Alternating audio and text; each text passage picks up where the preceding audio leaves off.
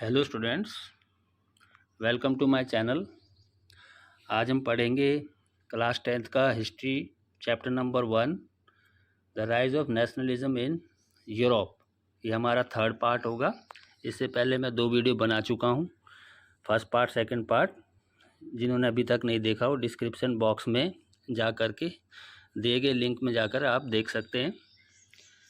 Let's start our topic, the making of nationalism in Europe. किस प्रकार से Europe में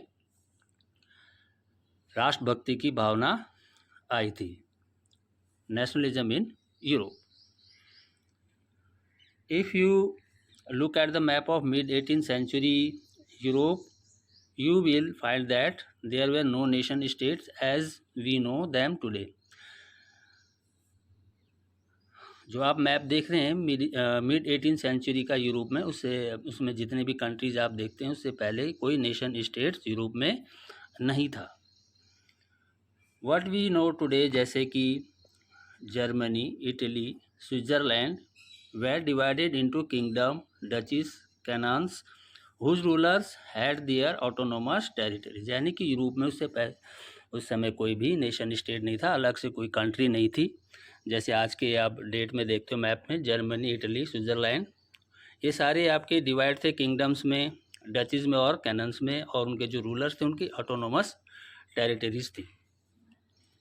eastern and central Europe were under autocratic monarchy. जो eastern और central Europe का जो पार्ट था वह किसके कंट्रोल में था? ऑटोक्रेटिक मोनार्की के।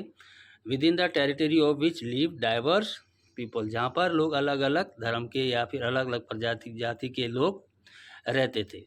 उनकी लैंग्वेज, उनकी भाषा, उनका धर्म सब अलग अलग था, डाइवर्स थे।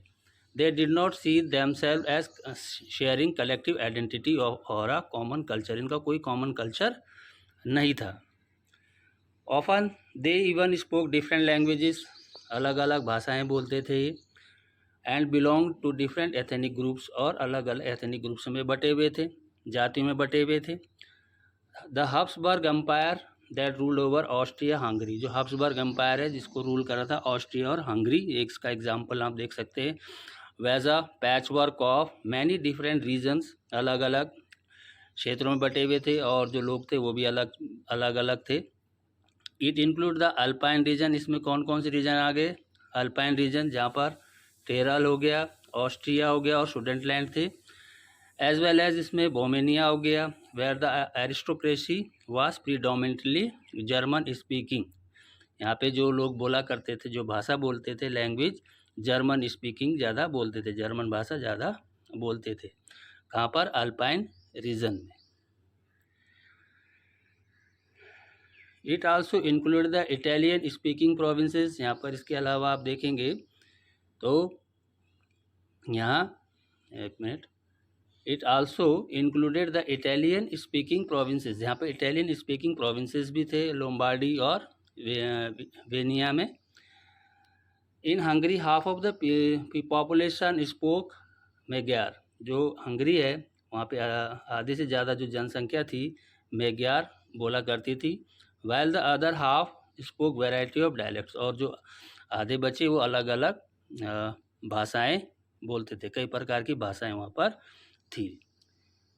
ग्लेशिया में देखें, द एरिस्टोक्रेसी स्पोक पॉलिश, और ग्लेशिया में एरिस्टोक्रेसी जो लोग थे वो पॉलिश लैंग्वेज बोलते थे। बिसाइड दीज 3 डोमिनेंट ग्रुप्स, इसके जो 3 डोमिनेंट ग्रुप्स हमने आपको बताया इसमें, इसके अलावा भी वहाँ पर एक ग्रुप और रहता था।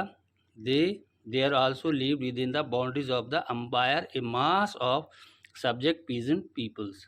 यानी कि जो गरीब लोग थे, पीजेंट्स लोग थे, वो पूरी बाउंड्री के एम्पायर, जो भी एम्पायर था उसकी बाउंड्रीज में रहते थे।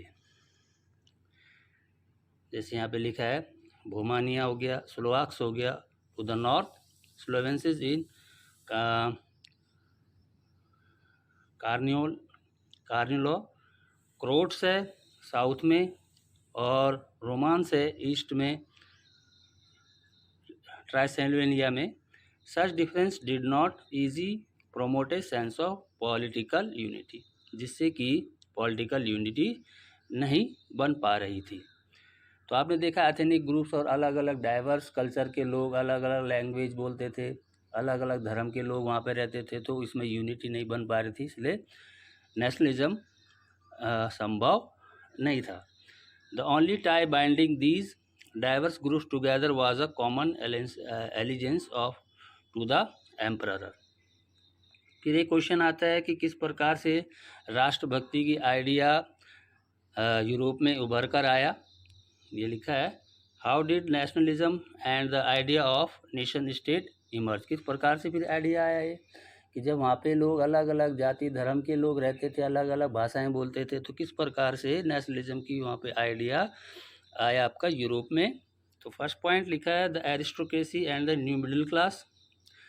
Socially and politically landed aristocracy was the dominant class on the continent. Social यानी सामाजिक तौर से और जो राजनीतिक तौर से देखा जाए तो जिनके पास ज़मीन होती थी, यानी एरिस्टोक्रेसी मैंने आपको बताया कि काफ़ी ये धनी लोग होते थे। And the dominant class on the continent, पूरे कॉन्टिनेंट, कौन सा कॉन्टिनेंट, यूरोप। यूरोप में ये डोमिनेंट रोल प्ले कर रहे थे, इनके पास बहुत ज़मीनें थी। The members of this class were united by a common way. इसका फीचर आप देख सकते हैं, पहला फीचर दिया हुआ है इसका एरिस्टोक्रेट्स का। The member of this class were united by a common way of life. एक जैसे इनकी रहन सहन था। That cut across regional division, रहन सहन इनका एक सा था, एरिस्टोक्रेटिक जो थे। दे ओन्ड, दूसरा लिखा है, they owned state in the countryside. बड़े बड़े इनके पास ज़मीनें थी कंट्री साइड में। एंड आल्सो टाउन हाउसेस, और बड़े बड़े टाउन हाउसेस भी थे। तीसरा दिया हुआ है, they spoke French for purpose of diplomacy and in high society. ये लोग फ्रेंच बोलते थे डिप्लोमेसी और हाई सोसाइटी में। और इनकी जो फैमिलीज थी वो किससे बंधी हुई थी, tie of marriage.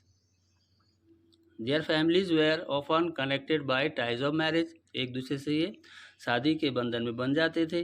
This powerful aristocracy was however numerically A small group, यानी इनकी जो संख्या थी काफ़ी कम थी। The majority of the people the majority of the population was made up of the peasantry. जो अधिकतर जो जनसंख्या थी वो पीजेंट्री की थी, यानी जो किसान हो गए, गरीब तबके के लोग हो गए, वो लोग यहाँ पर ज़्यादा रहते थे। टू द वेस्ट, यानी पश्चिम में देखेंगे, the bulk of the land was found by tenants and small owner. जो वेस्ट पार्ट, यूरोप का जो वेस्ट पार्ट है, उसको फार्म कौन करता था, टेनेंट्स। जो टेनेंट्स थे उनको ज़मीन दे दी जाती थी टेनेंट करने के लिए, उसके बदले में वो क्या देते थे, उनको रेंट देते थे। और जो छोटे छोटे ऑनर्स थे उनके द्वारा ज़मीनों को जोता जाता था।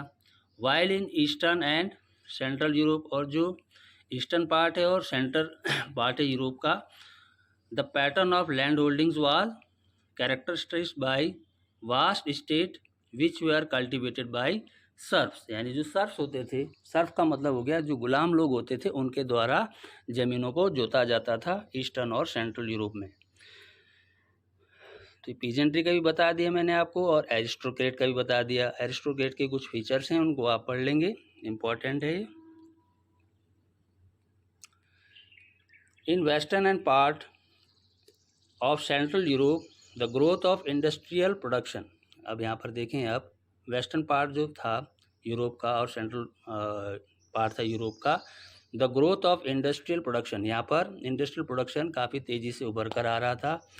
And trade meant the growth of towns and the emergence of commercial classes. यानी जो पूर्वी भाग है यूरोप का और जो सेंट्रल भाग है, वहाँ पर इंडस्ट्रियल ग्रोथ ज़्यादा होने लग गई थी, जिसका मतलब क्या हुआ कि वहाँ पर नए नए जो शहर हैं, टाउन से वो बसने शुरू हो गए थे, जिससे कॉमर्शियल क्लासेस का उदय होने लगा था। Whose existence was based on production for the market. इनका जो एम था क्या था कि नए नए गुड्स को बनाए मार्केट के लिए। Industrialisation began in England. England में सबसे पहले इंडस्ट्रियलाइजेशन आया था in the second half of the 18th century, यानी 18वीं शताब्दी के आधे में। But in France and part of the German state it occurred only during the 19th century. लेकिन अगर फ्रांस की बात करें, फ्रांस और जो जर्मन का जो कुछ स्टेट है, वहाँ पर ये जो इंडस्ट्रियलाइजेशन आया 19th सेंचुरी में आया था। In its wake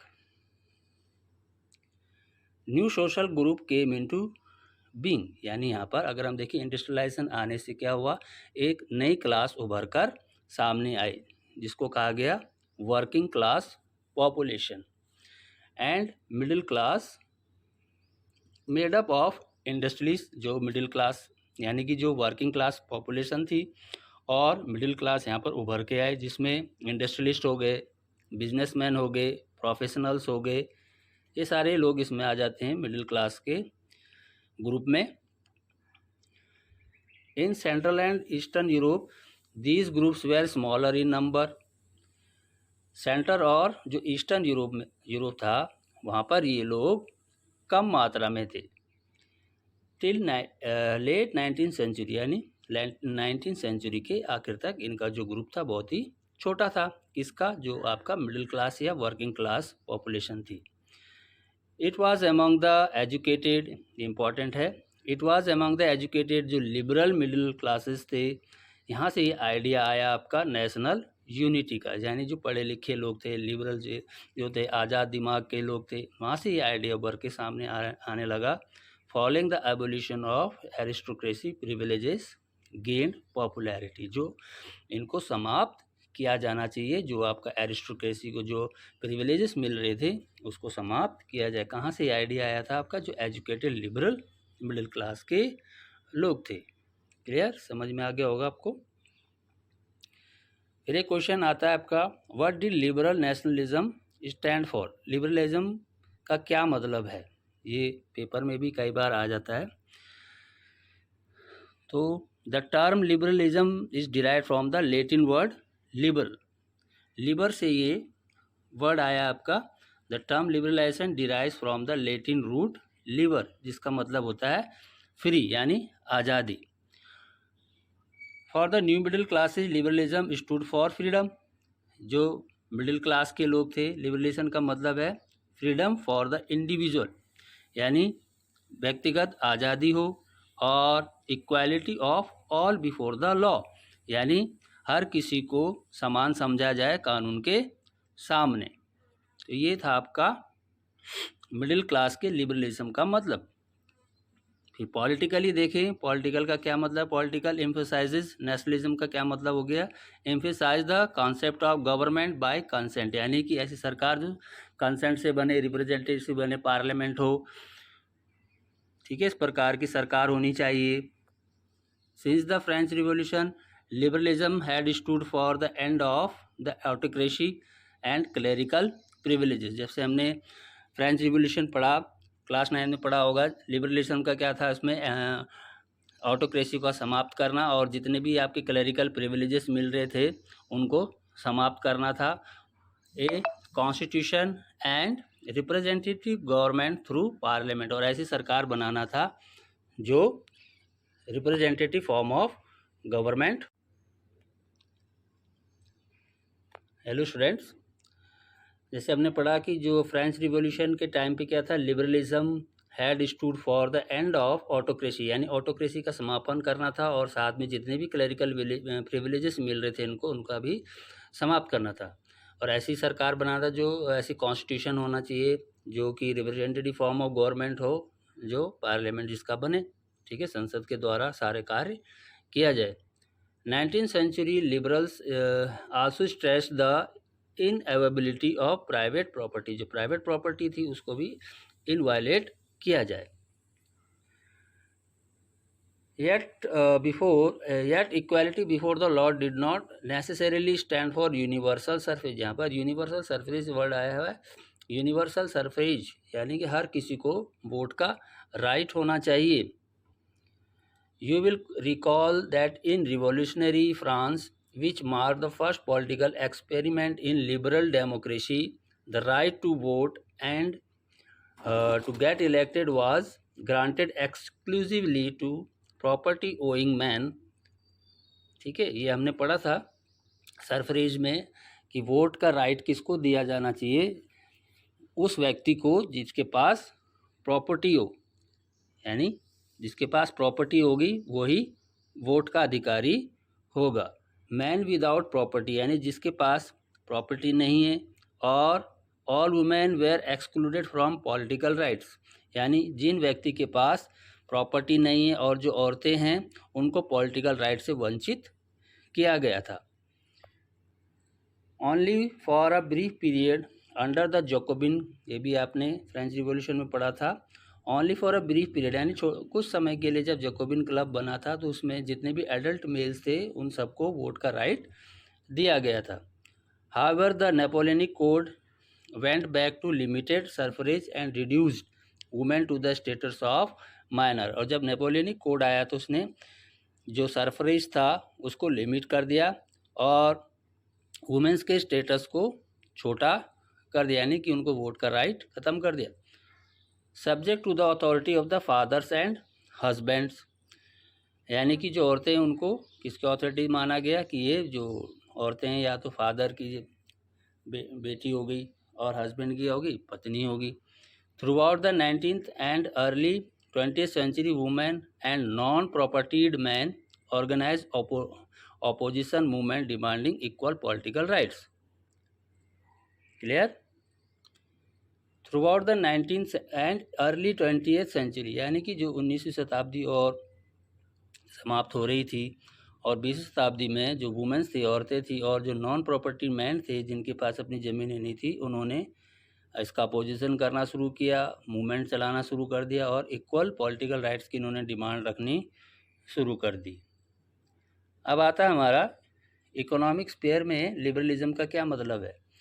economic sphere में लिबरलिज्म का क्या मतलब है। Liberalism stood for the freedom of market, यानी मार्केट में फ्रीडम किस चीज़ की, and the abolition of state impose restriction on the movement of goods and Capitals, यानी जो भी रेस्ट्रिक्शंस लगाए गए थे गुड्स और गुड्स के जो स्टेट टू स्टेट सप्लाई होती थी गुड्स की, उसमें रेस्ट्रिक्शंस था।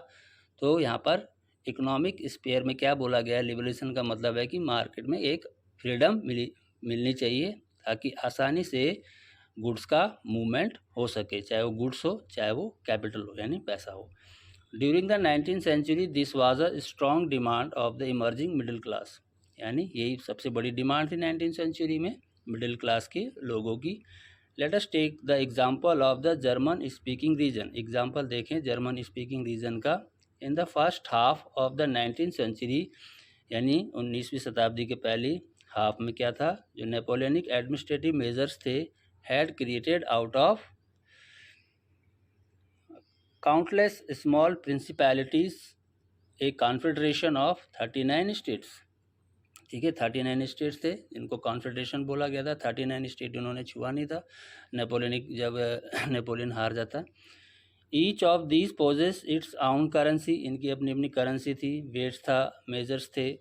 ए merchant travelling in 1833 from Hamburg to Nuremberg to sell his good would have had to pass through 11 custom barriers and pay a custom duty of about 5% of each one of them.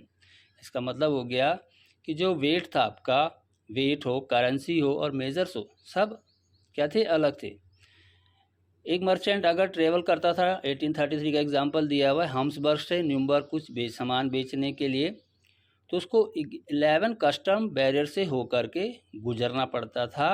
Custom duty देने के लिए ये 5% होता था, यानी हर custom duty में उसको 5% देना होता था। इतने रेस्ट्रिक्शंस था। Duties were often levied according to the weight, और जो ड्यूटी लगती थी वो या तो वेट के अनुसार लगती थी या फिर मेजरमेंट ऑफ द गुड्स, या फिर गुड्स का मेजरमेंट करके उसमें ड्यूटी लगाई जाती थी। As each region had its own system of weights and measures, और जितने भी रीजन थे उनका अपना अपना सिस्टम था वेट और मेजर करने का। This involve time consuming calculation, जिससे कि समय काफ़ी ज़ाया होता था। The measure of cloth for example was the ell, यानी कि जो कपड़े को मापने का पैमाना था वो ईल था। In each reason stood for a different length, यानी लेंथ कैसी थी, सबकी अलग अलग मेजरमेंट करने का तरीका था। And ell of textile material bought in Frankfurt का देखो would get you 54.7 centimetre of cloth, यानी एक ईल हो गया 54.7 सेंटीमीटर का।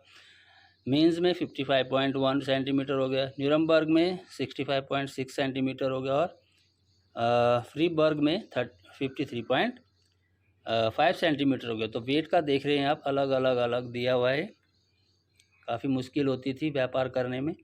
सच condition were viewed as obstacle to economic exchange, जिससे इकोनॉमिक एक्सचेंज होने में काफ़ी दिक्कतें आती थी। And growth by the new commercial classes who argued for the creation of a unified economic territory allowing the unhindered movement of goods, people and capital. इनकी demand थी। फिर कॉमर्शियल क्लास से काफ़ी दिक्कत आए, उनकी आर्गूमेंट करने लगे कि एक सा सिस्टम होना चाहिए इकोनॉमिक टेरिटरी का, जिससे कि कोई रुकावट ना हो मूवमेंट ऑफ गुड्स, पीपल और कैपिटल की। तो इसके लिए क्या हुआ फिर 1834 इम्पॉर्टेंट है ये वाला, याद रखना आप। 1834 एक कस्टम यूनियन बनी, जिसको या फिर इसको ज़ोल्वेरियन बोला जाता है। Was formed as the initiative of Prussia. Prussia में ही स्टार्ट हुआ था ज़ोल्वेरियन का कस्टम यूनियन, जिसमें सारे ट्रेड रेस्ट्रिक्शंस हटा दिए गए थे। And joined by the most of the Germany state, उसके बाद जर्मनी स्टेट इसमें शामिल हो गई थी। द यूनियन ओबिलिस्ट, तो इस यूनियन ने क्या किया, जितने भी कस्टम ड्यूटीज़ थी सबको समाप्त कर दिया था। The union abolish tariff barriers and reduce the number of currency from over 30 to 2, यानी कि यूनियन जो कस्टम यूनियन थी उन्होंने टैरिफ बैरियर को समाप्त कर दिया था, और जो नंबर ऑफ करेंसीज थी 30 से लेकर 2 पर ले आए थे। द क्रिएशन ऑफ नेटवर्क, उसके बाद रेलवे का फिर इसमें एक्सपेंशन हुआ है ना। Further stimulated mobility, harness economic interest to national unification, a wave of economic nationalism strengthen the wider nationalist sentiments growing at that time, जिससे कि क्या हुआ, लोगों के अंदर फिर आपकी देशभक्ति ज़्यादा जागृत होने लगी थी। A new conservatism after 1815। 1815 आपको मालूम ही है, जब नेपोलियन हारा था वाटरलू में, उसके बाद न्यू कंजर्वेटिव आया आपका 1815 में।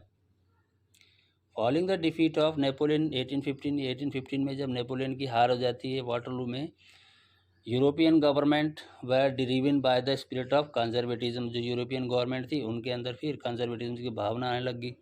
Conservatives believe that established traditional institution of state and society like the monarchy को दोबारा से establish किया जाए, चर्च को, social hereditary को वापस लाया जाए, property and the family should be preserved, उनको वापस से लाया जाए, जो नेपोलियन ने हटा दिया था उसको दोबारा से लाया जाए। ये कंजर्वेटिज्म की फीलिंग थी। Most conservatives however did not propose a return to the society of pre-revolutionary day। अधिकतर जो कंजर्वेटिज्म थे उनका ये मानना था कि जो प्री रिवॉल्यूशनरी पीरियड चल रहा था वही सोसाइटी दोबारा से ना हो, यानी कि थोड़ा बहुत उसमें चेंजेस होने चाहिए। Rather they realized from the changes initiated by Napoleon that modernization could in fact strengthen traditional institution like the monarchy को दोबारा स्थापित करना था, जिसको कि उखाड़ फेंका गया था। It could make state power more effective and strong, ठीक है, जो आपकी स्टेट पावर है वो ज़्यादा प्रभावी हो और स्ट्रॉन्ग हो। ए मॉडर्न आर्मी हो, एंड एफिशिएंट ब्यूरोक्रेसी हो, ब्यूरोक्रेसी भी होनी चाहिए जो पूरा शासन संभाले। ए डायनामिक इकोनॉमी हो, द एबोलिशन ऑफ फ्यूडलिज्म हो एंड सर्वडम हो। Code strengthen the autocratic monarchy of Europe, जिससे कि यूरोप की जो मोनार्की है और ज़्यादा शक्तिशाली हो सके। 1815 representative of the European power, ये देखो ये है आपका यूरोपियन पावर, ब्रिटेन और रशिया, प्रूशिया और ऑस्ट्रिया, ठीक है।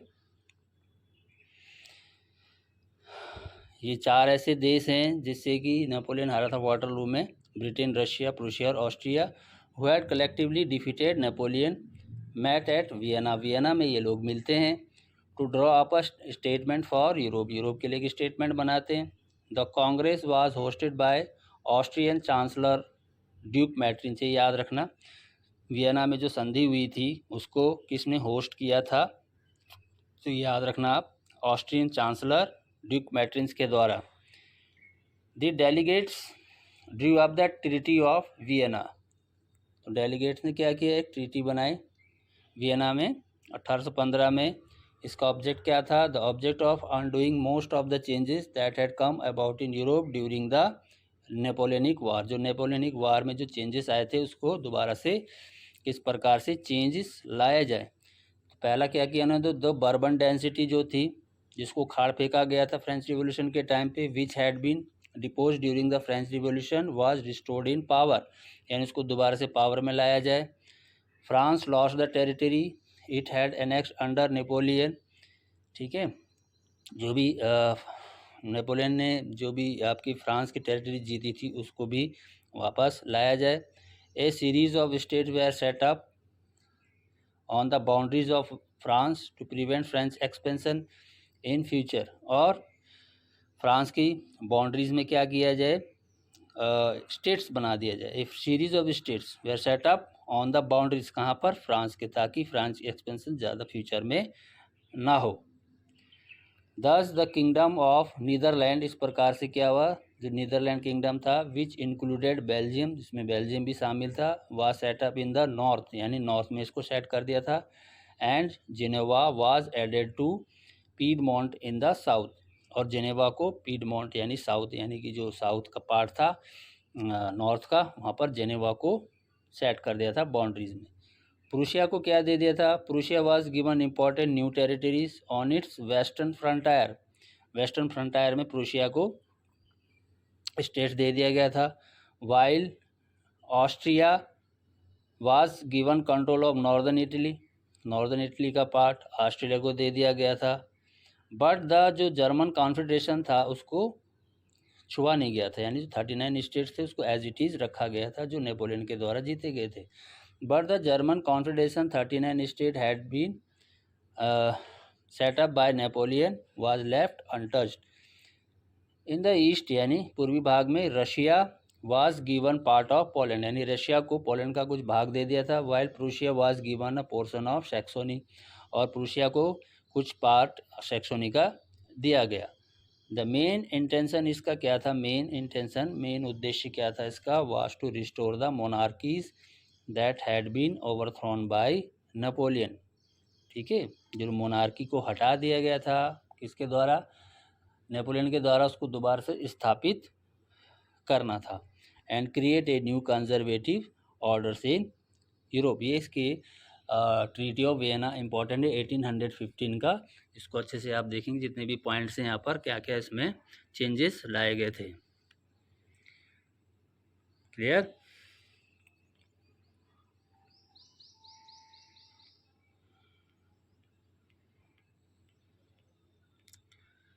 तो आज के लिए इतना ही रखते हैं। Thanks for today. Watch my video, like, share and subscribe my channel.